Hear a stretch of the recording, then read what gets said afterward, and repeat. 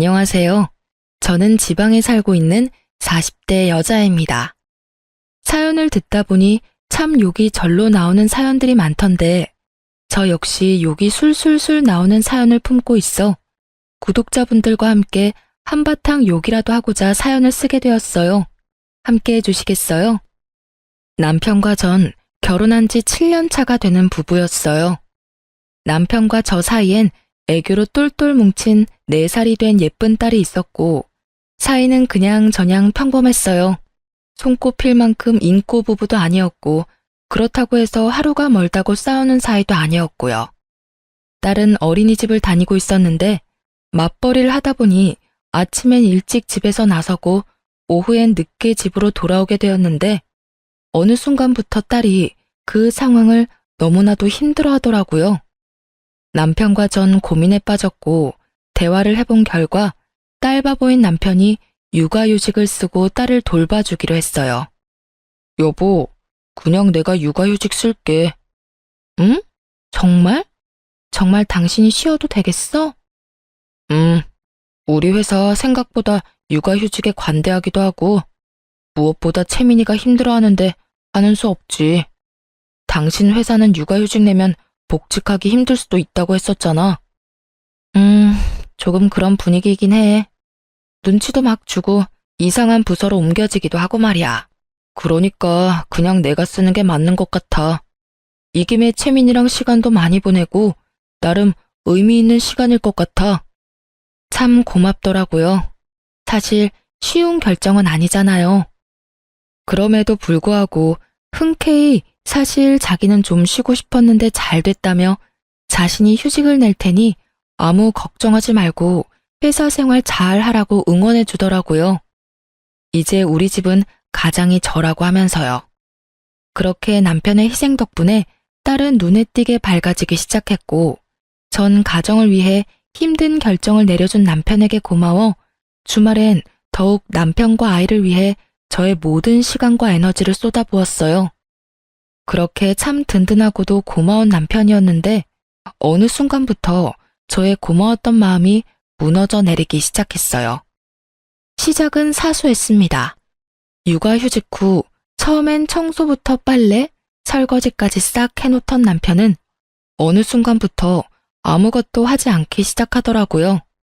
그럴 수 있다고 생각하며 남편을 이해하려고 노력했지만 도저히 이해되지 않는 것이 있었어요.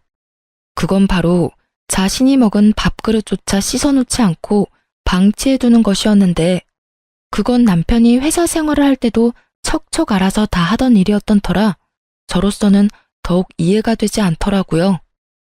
남편이 휴직을 한다고 해서 딸이 어린이집을 나가지 않는 것도 아니고 다 해놓은 국에 반찬에 밥만 퍼서 먹고 그 그릇 정도야 씻을 시간이 충분할 텐데 그마저도 하지 않는 건 해도 너무한다는 생각이 들었어요. 하지만 가족을 위해 희생한 남편에게 이런 잔소리까지 하고 싶지 않았던 저는 그냥 제가 좀 더 움직이자는 생각을 하며 참고 또 참았어요. 그러던 어느 날 퇴근을 하고 집으로 갔더니 집이 엉망진창도 그런 엉망진창이 또 없더군요. 옷방엔 옷이란 옷은 다 꺼내져 뒤엉켜 있었고 거실엔 아침에 아이가 펼쳐놨던 장난감들이 그대로 있고 욕실 바닥엔 머리카락으로 무슨 짓을 한 것인지 남편의 머리카락이 엄청나게 떨어져 있더라고요. 거기서 끝이 아니었어요. 주방 싱크대엔 아침에 먹은 그릇들과 온갖 음식물들이 그대로 쏟아져 있었고 식탁 위엔 점심때 끓여 먹은 라면 냄비와 그릇, 김치통이 고스란히 올려져 있었어요. 폭격을 맞은 집안꼴에 저는 분노가 끓어오르고 있었고 남편과 딸은 집안 어디에도 없었어요. 전 남편에게 전화를 걸어보았지만 돌아오는 것은 안내 멘트 뿐이더군요. 받지 않는 전화를 수없이 걸어대는 것도 잠시 전 집을 정리하기 시작했고 끝나지 않을 것만 같던 집도 차츰차츰 정리가 되어갔어요. 정리를 끝낸 후 욕실 청소를 하는 김에 몸도 씻고선 나왔고 그 모든 걸 마쳤는데도 남편과 딸은 돌아오지 않더라고요. 전 다시 남편에게 전화를 걸었지만 여전히 남편은 전화를 받지 않았고 그쯤 되니 화보다는 걱정이 되기 시작했어요. 경찰에 신고라도 해야 하나? 밖에 나가서 찾아봐야 하나? 온갖 생각이 머릿속을 오가는 그 순간 남편과 딸이 들어서더라고요. 두 사람의 표정은 저와는 상반되게 밝았고 전 안도감과 함께 다시 화가 끓어오르기 시작했어요.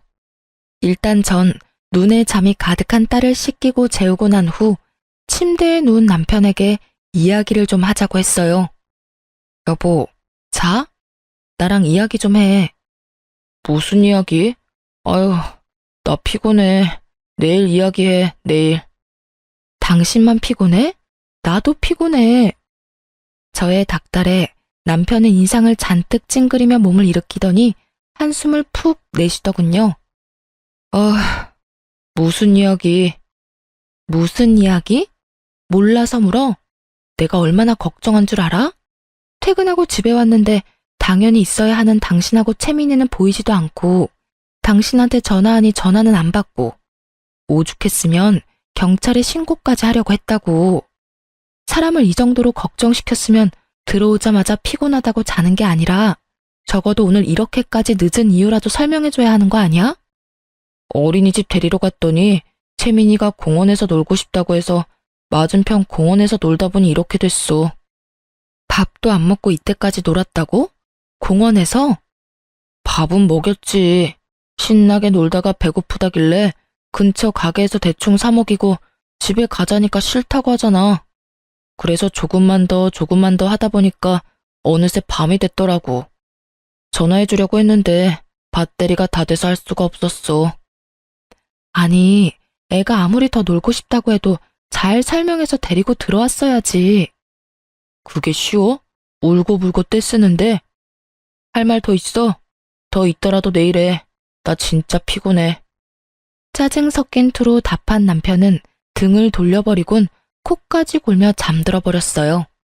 전 결국 집안이 엉망이었던 건 한마디도 따지지도 못한 채 입을 닫고 남편의 옆에 누웠고 왜인지 수상한 기분이 계속해서 들기 시작하더군요. 그 이후에도 남편은 가끔 딸과 함께 밖에서 늦은 시간까지 시간을 보내고 들어왔고 그때마다 집은 더 엉망인 건 물론이고 연락조차 되지 않았죠. 그런 남편의 행동이 몹시 수상했지만 혼자도 아니고 딸까지 데리고 나가서 이상한 짓을 할 리도 없다고 생각했죠.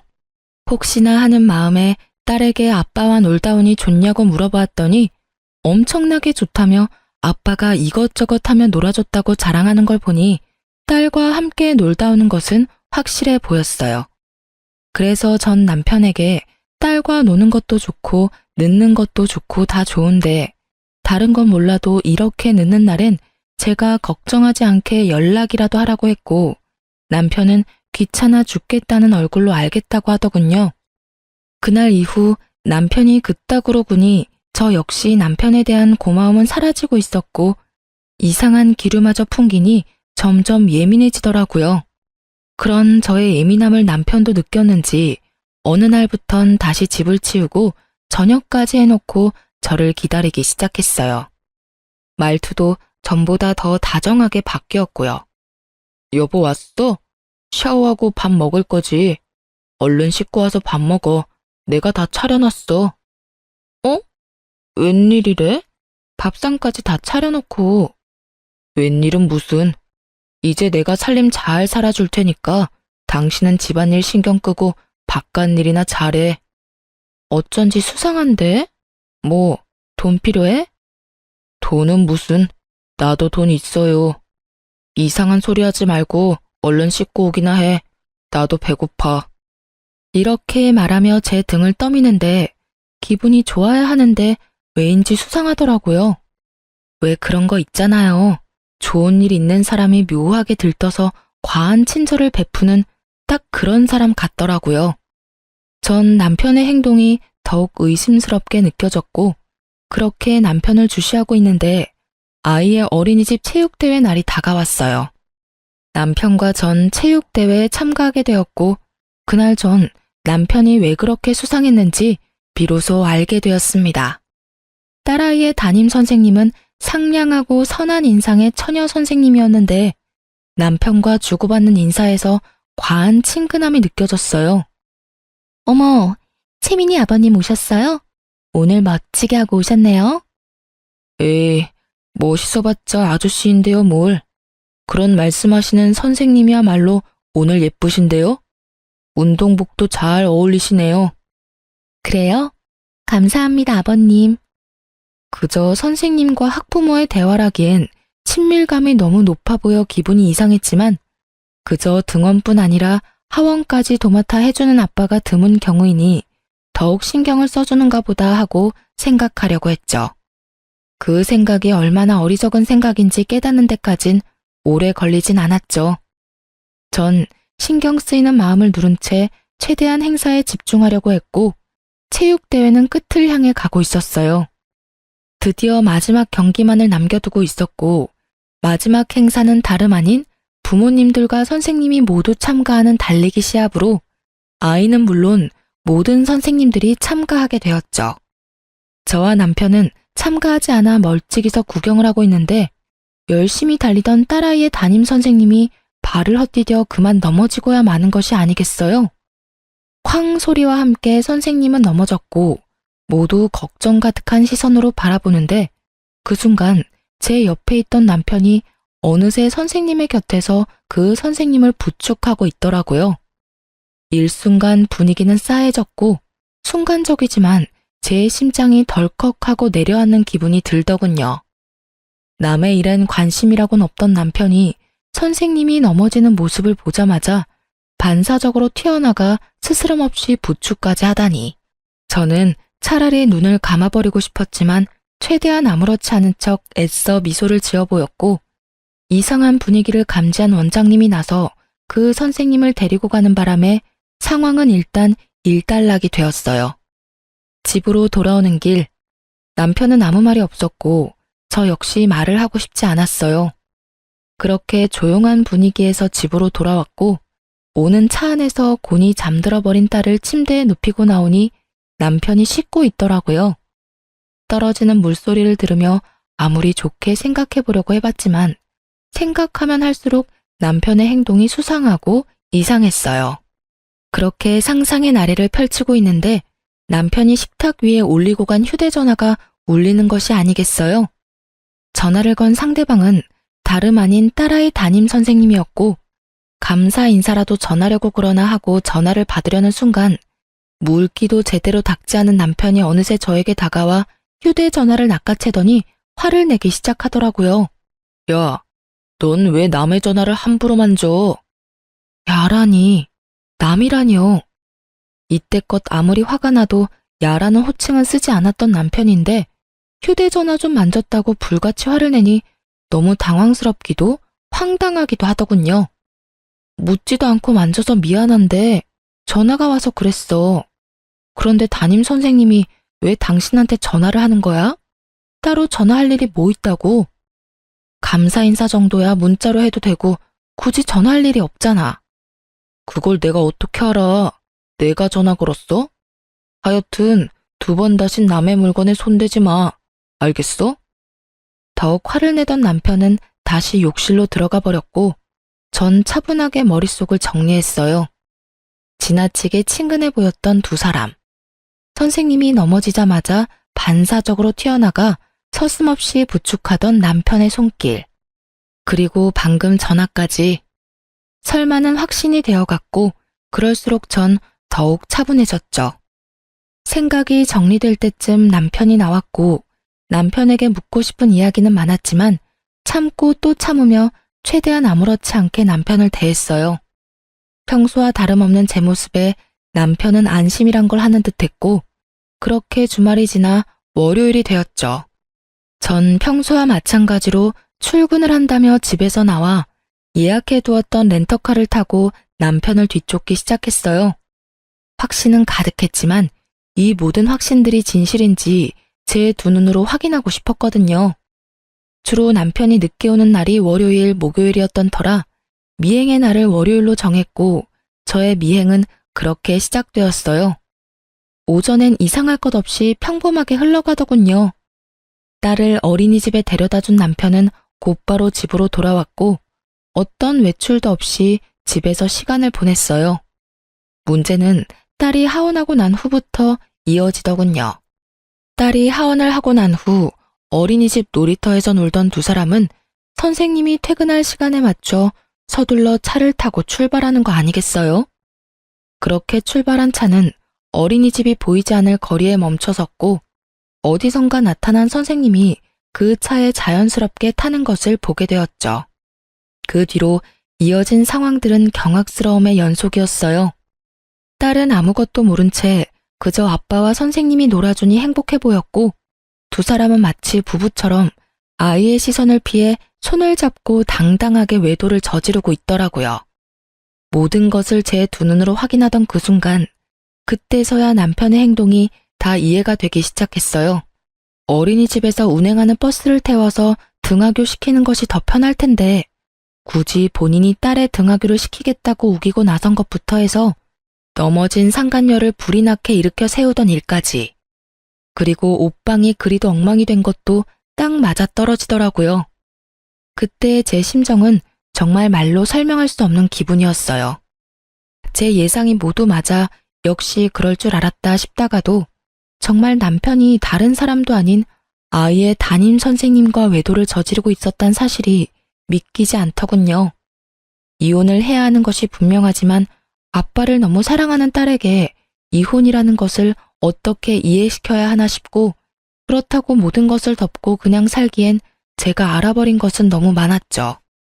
두 연놈의 다정한 모습을 찍은 사진들을 몇 번이고 되돌려보며 고민 또 고민했지만 결론은 이혼이 답이라는 것이었어요.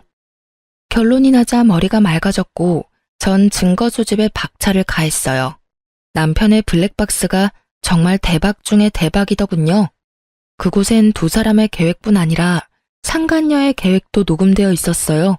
남편과 상간녀는 그 와중에 아이가 신경이 쓰이긴 했는지 호칭은 아버님, 선생님으로 하고 존댓말도 꼬박꼬박 하고 있더라고요. 아버님, 그래서 이혼은 하시는 거죠? 그럼요, 선생님. 곧 이야기 꺼내려고 하고 있어요. 우리 채민이만 아니면 당장 이혼하면 되는데 채민이를 데리고 와야 하니까 시간이 좀 걸리네요. 제대로 된 약점이라도 잡아야지 양육권을 가지고 올 수 있을 텐데 그게 쉽지는 않네요. 하긴 그렇긴 하겠네요. 그래도 노력 좀 해줘요. 저도 채민이랑 꼭 같이 살고 싶으니까요. 그렇게 말해줘서 고마워요, 선생님.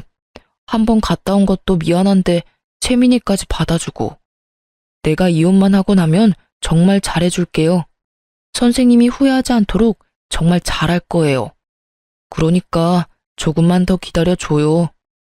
거북하기 짝이 없는 대화가 오가고 이내 남편은 화장실을 간다며 차에서 내리고 상간녀가 자신의 엄마와 통화를 하기 시작했어요. 엄마. 괜찮아. 잠시 화장실 갔어. 채민이? 채민이도 같이 있지. 피곤했는지 아까부터 자. 결혼? 일단 좀 기다려봐. 이혼을 해야 결혼을 하든 말든 하지. 채민이 정말 키울 거냐고? 내가 미쳤어? 내가 애를 왜 키워? 그것도 남의 새끼를. 그 사람이 워낙 딸을 예뻐하니까 일단 키운다고 말만 하는 거지. 그래야 이혼을 할 거 아니야. 일단 이혼시키고 결혼하고 나면 임신부터 서둘러서 하고 뱃속에 애 핑계 대면서 채민이 시댁에 보내버릴 거야. 들킬 일 없다니까. 그 여자 눈치라고는 없어서 체육대회 때 그런 일까지 있었는데도 아무것도 모르고 있다고 하더라니까. 심지어 내가 그이한테 전화한 것도 다 봤는데도 여전히 모른다고 하던데? 그러니까 그런 걱정은 하지도 마. 엄마 어린이집엔 피해 안 가도록 우리가 알아서 할 테니까. 엄마는 그저 어린이집 어떻게 확장할지 그 계획이나 잘 세우세요. 알고 보니까 그의 능력만 좋은 게 아니라 집도 잘 살더라니까. 내가 시집가서 아들 하나만 딱 낳아주면 게임 끝이라니까. 그래. 그러니까 엄마는 아무 걱정하지 말고 어린이집 계획이나 잘 세우세요. 나한테 물려줄 어린이집 잘 키워달라고요. 그이 온다. 이만 끊어. 참 대단한 여자더라고요. 유부남 꼬셔서 이혼시키는 것도 뻔뻔하다 싶은데 애까지 뺏어가다뇨. 심지어 그 애는 바로 시댁에 버릴 계획까지 세우고 있다니. 거기다 명색에 어린이집 원장이라는 여자는 자기 딸을 말리기는커녕 이 미친 계획을 돕고 있었다니 정말이지 제대로 난년이긴 하더라고요. 그 뒤로는 굳이 들어보지 않아도 뻔했기에 더는 듣지 않았어요. 이미 다스릴 수 없을 만큼 화가 나 치가 떨려왔고 남편도 남편이었지만 상간녀만큼은 절대로 용서할 수 없는 지경이었어요. 전 확실하게 하기 위해 며칠에 걸쳐 증거들을 더 모았고 변호사를 만나 상담까지 마쳤어요. 모든 준비가 끝난 후 전 딸과 함께 친정으로 가기로 했죠. 여보, 그동안 고생 많이 했어. 애 보느라 살림 사느라 힘들었지? 내가 채민이 데리고 친정에 가서 며칠 지내다 올 테니까 자유 남편 좀 해.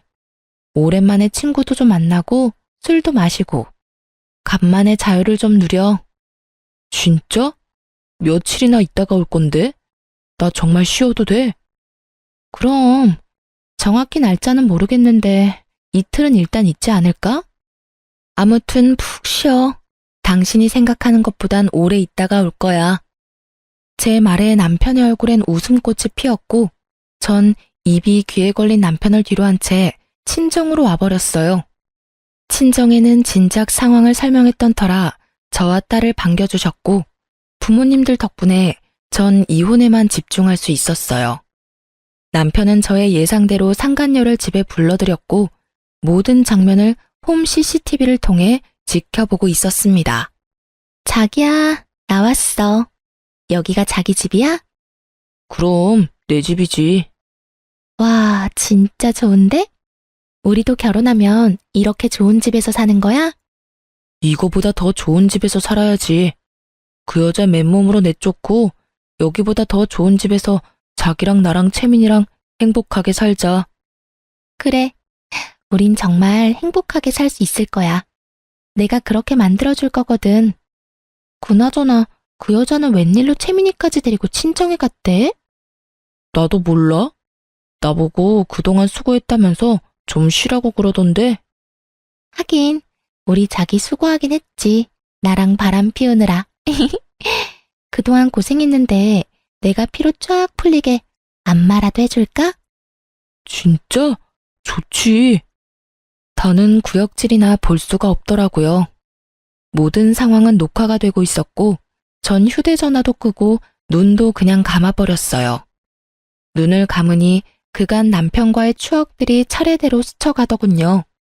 첫 만남에 설렜던 순간부터 결혼을 결심하게 된 순간들, 결혼식, 그리고 처음 딸아이를 품에 안는 순간까지도요. 그 추억의 끝은 남편의 외도였고 그제야 마음속에서 모든 것이 정리되는 느낌이 들었어요. 이혼하겠다고 마음먹은 것과는 별개로 그 순간까지도 남편에 대한 미련 비슷한 것들이 남아 저를 힘들게 하고 있었는데 비로소 그때 모든 것이 떨쳐지더라고요. 그 다음날 모든 증거를 가지고 아이들이 제일 많이 등원하는 시간에 맞춰 어린이집으로 향했어요. 어린이집에 도착하니 저의 계획대로 아이들을 등원시키고 모여 이야기하는 학부모들이 꽤 있더라고요. 심각한 표정의 제가 어린이집에 들어서자 모든 시선이 저에게 향했고 전 그대로 어린이집 현관 입구로 향했어요. 입구엔 보조 선생님이 계셨는데 심각한 표정의 저를 발견하곤 부탁하지도 않았는데 상간녀를 불러주더라고요. 누구보다 밝게 가식적인 표정으로 나오던 상간녀는 저를 발견하곤 표정이 굳어버렸고 타이밍 딱 맞춰 남편 놈도 불이 나게 뛰어와 제 옆에 서더군요. 사실 제가 출발하기 전 좋은 구경시켜줄 테니 어린이집으로 오라고 문자를 보냈었거든요. 사건의 주인공들이 다 한자리에 모였고 대화를 시작하기 전 남편의 자리를 다시 정해주었어요. 제 옆이 아닌 상간녀의 옆으로 말이죠. 여기 말고 네가 사랑하는 여자 옆에 가서 서. 제 말에 적잖게 당황한 남편놈은 반사적으로 부인을 하고 나서더군요. 그게 무슨 말이야. 사랑하는 여자라니. 채민이 엄마, 이분 채민이 담임선생님이잖아. 남편은 부인하기 바빴고 상간녀는 붉어진 얼굴을 진정시키기 위해 손 부채질을 열심히 하고 있더라고요. 그 와중에도 저와 상간녀의 눈치를 살피는 남편놈의 행동은 제 화를 더 돋우는데 부족함이 없었죠. 전 그 자리에서 준비했던 증거를 두 사람에게 던져주었어요. 몇 장의 사진은 두 사람의 얼굴로, 몇 장의 사진은 바람에 날려 어린이집 정원에 떨어졌죠. 모여있던 학부모들은 앞다투어 사진을 줍기 바빴고 두 사람은 차마 사진을 줍지도 못하고 곁눈질로 사진을 보기 바쁘더군요. 무슨 말인지 정말 몰라서 그딴 말을 짓거리는 거야? 너 육아휴직 내고 애를 보는 게 아니라 여자를 보고 살았더라? 좋았니? 행복했어? 왜? 젊은 여자랑 같이 살 생각하니까 절로 웃음꽃이 폈어? 저는 언성을 높이며 소리를 질러버렸고 남편과 상간녀의 얼굴은 빠른 속도로 새파랗게 질려가기 시작했어요. 큰 소리까지 치며 난동 아닌 난동을 부리는 저로 인해 무슨 일인가 싶었던 다른 선생님들이 밖으로 나오고 많이 흥분한 듯한 저를 말리는가 싶더니 떨어진 사진들을 발견했는지 저마다 입을 가리며 경악을 금치 못하더라고요. 어머, 이게 다 뭐래요? 이거 채민이 아버님이랑 정 선생님 아니에요? 에이, 설마요. 어떻게 그런 짓을 해요? 아니라고 하기엔 지금 분위기가 좀 그렇잖아요. 많이 놀란 선생님이 저마다 한마디씩 하는 사이 기다리던 사람이 뛰어나오더군요. 그 사람은 바로 이 어린이집의 원장이자 상간녀의 엄마였어요. 이게 다, 채민이 어머님, 정말 죄송합니다. 이런 일이 일어나고 있는지 정말 꿈에도 몰랐어요. 정말 죄송합니다. 거듭 아무것도 몰랐다며 저에게 고개 숙여 용서를 구하던 원장은 큰 결심을 했다는 듯 이런 말을 하더라고요. 제가 직원 교육을 잘못시켜도 한참 잘못시켰습니다. 책임지고 해고하고 이 바닥에 다신 발도 못 붙이게 할 테니 힘드시겠지만 일단 진정 좀 해주세요, 어머님. 진정? 지금 내가 진정하게 생겼어요? 암요. 진정하시기 힘드시다는 거 저도 잘 압니다. 그러면 다른 학부모님들도 다 보고 계시고 일단 들어오셔서 이야기 나누실까요? 코웃음이 다 나더라고요. 상간녀와 남편의 관계를 진작 다 알고 있었다는 것을 블랙박스를 통해 다 알고 있는데 이리 소름을 끼치는 연기를 펼치며 아무것도 모르는 척을 해대니 코웃음이 날 정도로 어이없을 수밖에요. 저기요, 직원 교육은 둘째치고 딸 교육은 어떻게 했길래 이딴 짓을 벌일 수가 있죠? 네? 어머님, 그게 무슨 말씀이신지 다 알고 있으니까 발뺌할 생각도 하지 마세요. 이 여자, 당신 딸이잖아. 아니 도대체 딸 교육을 어떻게 했으면 학부모이자 유부남인 남자와 놀아날 수 있는지 딸 키우는 입장에서 도저히 이해가 안 되네. 그걸 어떻게 아무도 모르는 사실인데? 지금 어떻게 알았는지가 중요해. 내가 뭘 얼마나 더 아는지는 궁금하지 않은가 봐. 나 당신네들 통화하는 것도 다 들었어. 뭐? 일단 이혼부터 시키고 임신부터 해서 내 딸을 시댁으로 보내버린다고? 그게 인간이 할 말이야? 그게 아이들을 보살피는 선생 입에서 나올 말이냐고. 저는 다시 한번 악에 받쳐 소리를 질러버렸고 제 말에 모여있던 학부모들은 경악을 금치 못한다는 표정을 지어 보이더군요. 남편 역시 화가 났는지 상간녀를 닥달하기 시작했고 상간녀는 절대 아니라며 잡아떼기 바쁘더라고요. 이 말이 전부 사실이야? 우리 채민이 버릴 생각이었어? 아니야, 자기야. 상간녀의 입에서 나온 자기라는 단어는 다시 한번 구경하고 있던 학부모들의 탄성을 자아냈고 상간녀는 그 모든 것이 상관없다는 듯 말을 이어나가기 시작했어요. 내가 채민이 정말 많이 사랑하고 아끼는 거 누구보다 자기가 더 잘 알잖아. 자기 생각 안 나? 내가 어떨 땐 채민이 엄마보다 더 채민이를 사랑하는 것 같다며. 그런 내가 채민이를 버리다니 다 거짓말이야. 나 믿지? 날 믿어야 해. 상간녀의 혼신의 힘을 다한 연기에 남편은 의심 가득한 눈초리로 저를 봤고 이런 상황을 예상했던 전 휴대전화를 꺼내 옮겨놓았던 파일을 틀어주었죠. 상간녀가 통화하는 목소리가 울려 퍼지고 상간녀의 민낯을 알아버린 남편은 충격에 빠진 듯 그대로 주저앉아 버리더군요. 그런 남편에게 전 한마디 던져주고 충격의 도가니가 된 어린이집을 빠져나왔습니다. 그래도 얼마나 다행이니? 채민이에 대한 마음은 거짓이었어도 널 사랑하는 마음만큼은 진심이라고 하니. 그러니까 채민이는 포기하고 젊고 예쁜 여자랑 잘 먹고 잘 살아봐 어디. 얼마나 잘 살지는 잘 모르겠지만 말이야. 그렇게 집으로 돌아온 저는 남은 짐을 싸고 있었어요. 그렇게 한참 짐을 싸고 있으니 남편과 상간녀 그리고 원장까지 차례대로 집으로 들어오더라고요. 줄지어 들어온 세 사람은 저의 눈치를 살피더니 모두 제 앞에 무릎을 꿇고 앉아 빌기 시작했어요. 어머님, 두 사람 헤어지기로 했습니다. 제 모자란 딸도 많이 반성하고 있으니 한 번만 용서해 주시면 안 될까요? 제가 어떻게 해서든 어머님께서 받으신 마음의 상처 보상해 드리겠습니다. 원하시는 방법으로 그게 뭐든 어떻게 해서든 보상할 테니 학부모님들겐 모든 것이 오해였다고 거짓말 좀 해주시면 안 될까요? 이렇게 부탁드릴게요. 손이 발이되게 빌던 원장은 상간녀의 팔을 툭 하고 쳤고 원장의 닭달에 상간녀 역시 싹싹 빌며 이어 말하기 시작했어요. 어머님, 제가 잠시 미쳤었나 봐요. 애들한테 치이고 일도 힘들다 보니 절대 채민이 아버님 만나는 일 없을 겁니다. 맹세할 수 있어요. 못 믿으시겠다면 각서까지 써드릴 수 있어요, 저. 상간녀의 말이 끝나자 기다렸다는 듯이 남편 놈이 말을 하기 시작하더군요. 그래 여보, 우리 정말 헤어졌어. 다신 이 여자랑 만나는 일 따윈 없도록 할 테니 제발 이웃만은 이야기하지 말아줘. 이번 한 번만 당신이 용서하고 넘어가주면 내가 정말 죽을 때까지 잘할게. 그러니까 제발 한 번만 그냥 넘어가주라. 내가 이렇게 빌게. 정말 눈물 없이 들을 수 없는 반성들이더군요. 어쩌면 그렇게 예상에서 한치도 벗어나질 않는지. 듣는 내내 지겨워서 하품을 크게 하는 바람에 눈물이 다 났지 뭐예요?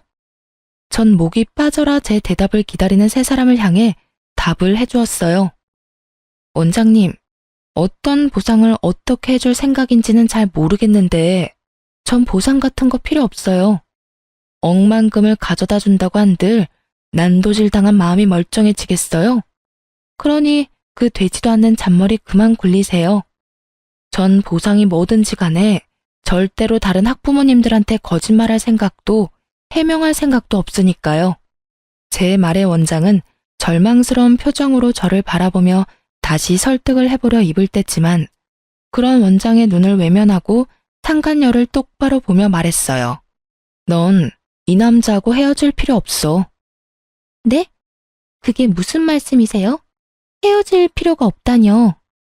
말 그대로야. 내가 이 남자 너 줄 테니까 그냥 가져. 네가 데리고 살라고. 그렇게 사랑한다고 해놓고 헤어지긴 왜 헤어져? 그냥 둘이 행복하게 잘 살아봐. 단, 넌 다신 선생질하며 살 생각은 하지도 마. 혹시나 어디에서 또 선생질하고 있다는 소문 들리는 날엔 지구 끝까지 너 쫓아가서 학부모하고 놀아난 더러운 년이라고 온 동네에 소문 내줄 테니까. 꼭 그렇게까지 하셔야겠어요. 제가 헤어진다고 하잖아요. 다신 만나지 않겠다고요. 네가 헤어지고 다신 안 만난다고 하면 이때껏 너희 둘이 만나왔던 일이 없던 일이 되니? 그리고 네가 헤어질 테니 나보고 다시 저 새끼랑 살라고 부탁하면 내가 바람까지 피운 더러운 놈이랑 다시 붙어 살아야 해? 이게 어디서 부탁이라고 하면서 명령질이야. 명령이 아니라 정말 간곡하게 부탁드리는 거예요. 저 정말 다시는 이 사람하고 만나는 일 없을 테니 두 분 살고 말고 하는 건 알아서들 하시고 제 앞길만 막지 말아주세요. 제발 부탁드릴게요. 저 아직 나이도 어리고 앞길도 창창한데 그런 소문을 내시면 앞으로 전 어떻게 살아요? 넌 인제야 눈물이 나니? 난 이제 눈물이 말랐는데 말이야.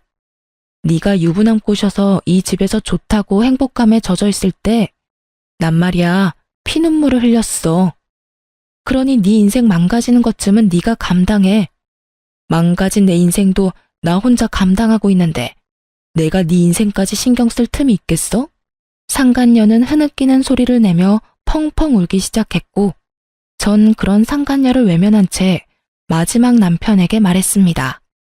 당신이 제일 어이없어. 그거 알아? 뭐? 이딴 짓까지 해놓고 이혼만은 이야기하지 말라고? 머리에 총 맞았니?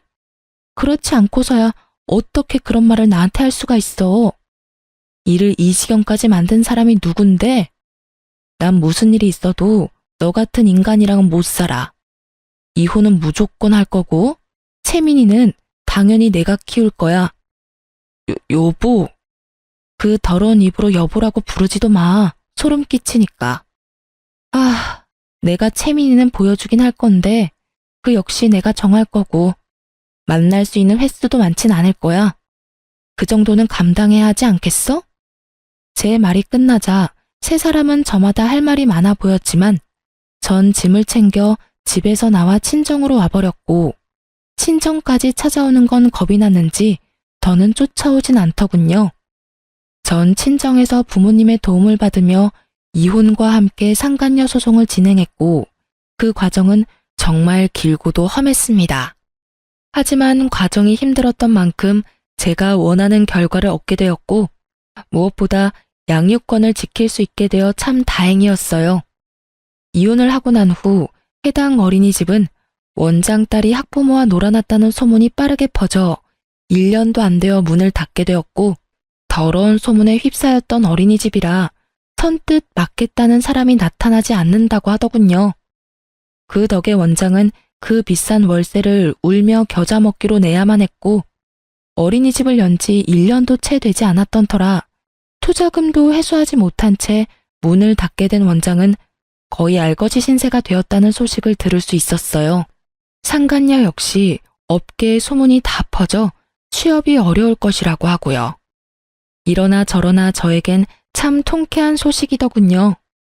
그렇게 저의 채증을 시원하게 날려주는 소식들이 전해지는 동안 시댁에서도 모든 사실을 알았는지 전화가 왔더라고요. 모든 상황을 이제서야 아셨다며 저를 대신해 전 남편 욕을 해주시더군요. 재미너미야, 이야기 다 들었다. 어떻게 이런 일이 있을 수가 있는지 마음고생 많이 했지? 아, 처음 알았을 땐 많이 힘들었는데 이혼하면서 마음 정리를 해서 그런지 이제 많이 괜찮아졌어요. 매번 괜찮다고만 하니 정말 괜찮은 건지 아니면 그냥 괜찮다고 하는 건지. 며칠 전에 그 녀석이 집으로 찾아왔더구나. 젊은 여자 손을 잡고 왔길래 무슨 일인가 싶었는데 그때 모든 사실을 다 털어놔서 우리도 알게 됐어. 낯짝도 두껍지. 아무리 부모 앞이라도 부끄러운 것도 모르고 잘도 그 여자를 데리고 와선 말도 안 되는 소리를 늘어놓는데 정말 마음 같아선 뱃속에 다시 넣어버리고 싶었어. 어머님, 아버님 많이 놀라셨겠어요. 놀라기만 했겠어? 나도 나지만 영감이 화가 많이 나서 난리가 났었지. 그 사달을 냈으면 둘이 쥐 죽은 듯이 숨어 살 생각은 못할 망정 둘이 손까지 잡고 나타나서 뭐라고 하는 줄 아니? 글쎄 우리를 모시고 살고 싶다고 하더구나. 말이 모시고 사는 거지 우리가 바보야? 그 시꺼먼 속내 하나 모르게? 모시고 살면서 제 아비 재산이나 야금야금 축낼 생각이 훤히 보이는데 내가 정말 기가 다 막혔단다. 그래서 난 물 한 바가지를 퍼다 부어줬고 영감은 연을 끈차고 으름장을 놔버렸어. 아휴, 우리도 이렇게 속이 문드러지는데 네 속은 어땠겠어? 전 이제 정말 괜찮아요. 어머님, 아버님이 더 속상하셨겠어요. 자식이라곤 그 사람 한 명인데 그리 영까지 끊어버리시고요. 우린 속이 다 시원하다고 했다. 그깟 자식 없는 걸로 치고 사는 게 차라리 나아. 그딴 놈 끼고 살아봤자 노후에 대접이나 해주겠어? 짐짝 취급이나 하겠지. 그러니 우리 걱정은 말고 너나 잘 살아. 평소에도 딸을 복덩이라고 부를 만큼 아이를 사랑해 주셨던 시댁이었던 터라 다른 것도 아닌 전 남편의 외도로 인한 이혼은 시댁에서 용납할 수 없는 짓이었죠. 취약한 꿍꿍이를 가지고 합가하려고 했지만 그 자리에서 모진 수모를 겪고 쫓겨났다는 이야기를 들을 수 있었죠. 그러면서 저를 위로해 주시는데 그제서야 눈물이 나더라고요. 그렇게 한참을 울고서야 전 감사의 마음을 전하고 전화를 끊을 수 있었어요. 합가의 꿈마저 허공에 날려버린 전 남편은 저희가 살던 집을 처분해 저에게 위자료를 주고 남은 돈으로 작은 집을 얻어 상간녀와 함께 살고 있다고 하더군요. 하지만 그조차도 전 남편이 바라던 삶의 모습은 아닌 듯 했어요. 한 번은 딸 때문에 어쩔 수 없이 전 남편과 함께 밥을 먹어야 하는 날이 있었는데 저의 손을 잡더니 이런 말을 다 하더라고요. 나 그 여자랑 도저히 못 살겠어. 그래서 하는 말인데 당신이 나 좀 다시 받아주면 안 될까? 나 말고 채민이 봐서라도 마음 한 번만 돌려주라. 응? 이 무슨 어이없는 말인지 모르겠더라고요. 아이를 생각한다는 인간이 아이의 선생과 바람이나 가정을 산산조각은 내놓고 이제 와서 아이를 들먹이며 재결합을 하자니요. 거기에다 이혼 후 반성하며 혼자 사는 것도 아닌 버젓이 다른 여자와 살림을 차려놓고선 이제와 받아달라고 애원하는 꼴이라니. 정말 기가 막히더군요.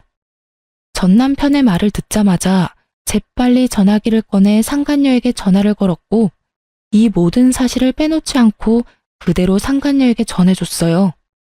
여보세요?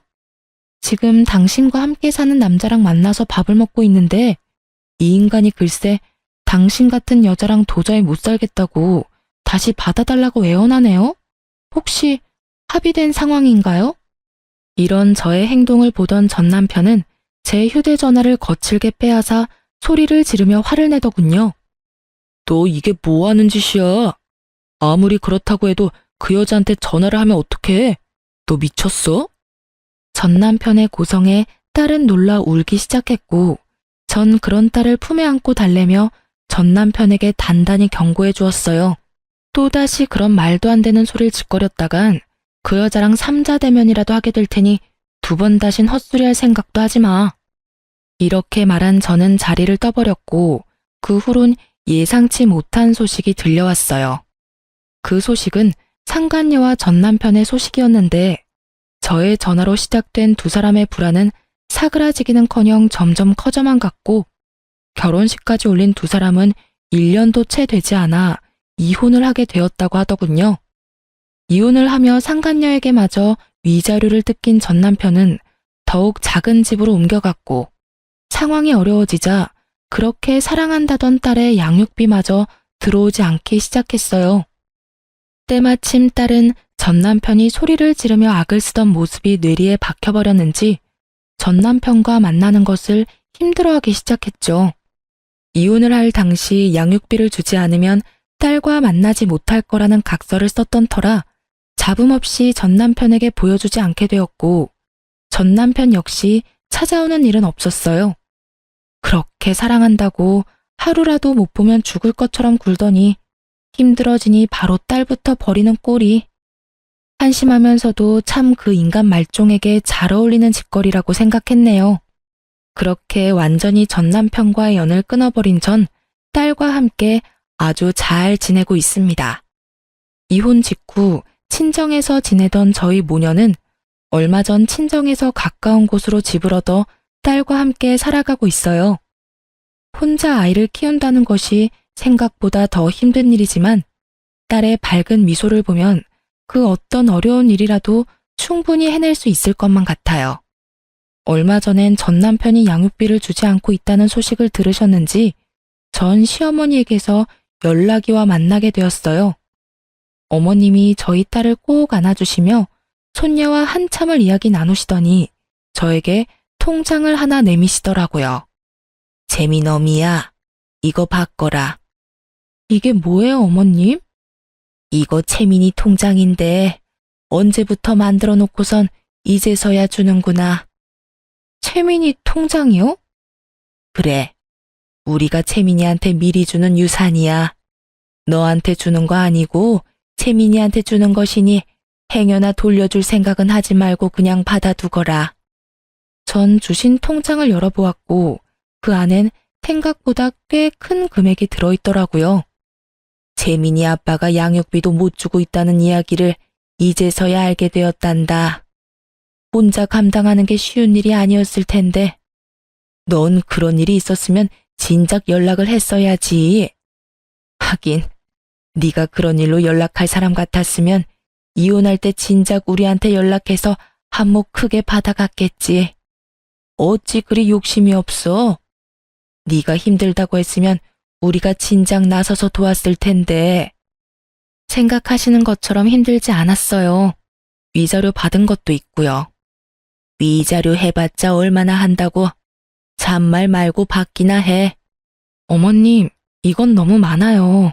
제가 웬만하면 채민이 앞날 생각해서 그냥 받으려고 했는데 이건 너무 과해요. 그냥 이거 넣어두시고 제가 너무 힘들어서 안 되겠다는 생각이 들면 그때 연락드릴게요.